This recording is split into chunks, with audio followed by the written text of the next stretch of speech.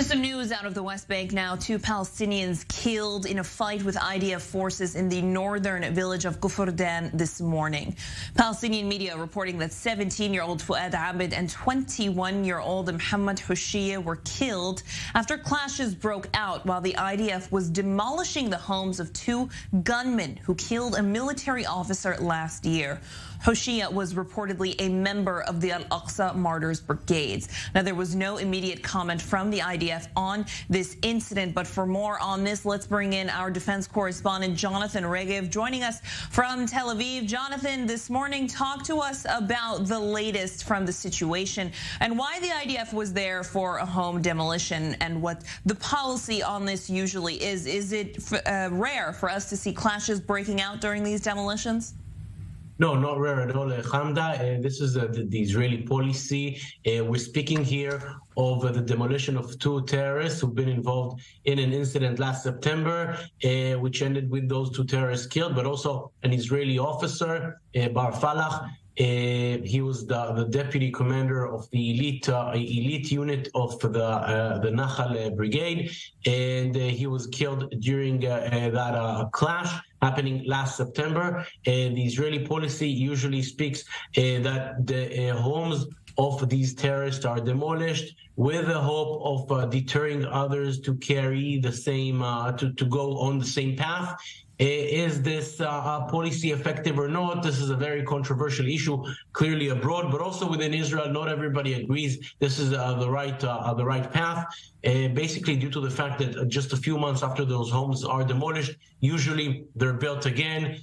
Judging by past experience, usually it has not deterred others, not stopped others from going on the same way. But this is the policy. Israeli forces coming in, demolishing those homes. And as we've seen many times since the beginning of Operation Breaking the Waves, when Israeli forces come in, usually it brings clashes and armed confrontations, live fire with local militants. And this morning it ended with 2 Palestinians killed. Regarding this policy of home demolishing, I would quite, I think we can be quite confident in saying that this is a policy that we'll see more and more of it in the incoming government, controversial or not. Let's remember that Bezalel Smotrich is not only the Minister of Finance, but he is also a minister within the Ministry of Defense and the one in charge of the civil administration, which is the one in charge of everything happening in the civil life in the West Bank, Palestinian and Israeli civil life. And with Bezalel Smotrich, who's a very strong supporter of this policy in charge, I can suspect we'll see more and more home demolitions. And it's not as if in the previous government it has stopped. It was a policy that has been going on for quite some time under the former government as well, and clearly under the current government, as we're seeing this morning, and I suspect we'll see more and more of it. And Jonathan, as we understand, there were also clashes earlier in the night reported in the same village. A local wing of Palestinian Islamic Jihad, as well as the Al-Aqsa Martyrs Brigade, both issuing statements saying that their members had opened fires at IDF soldiers going through the area to conduct these raids. Were there any arrest operations as well overnight?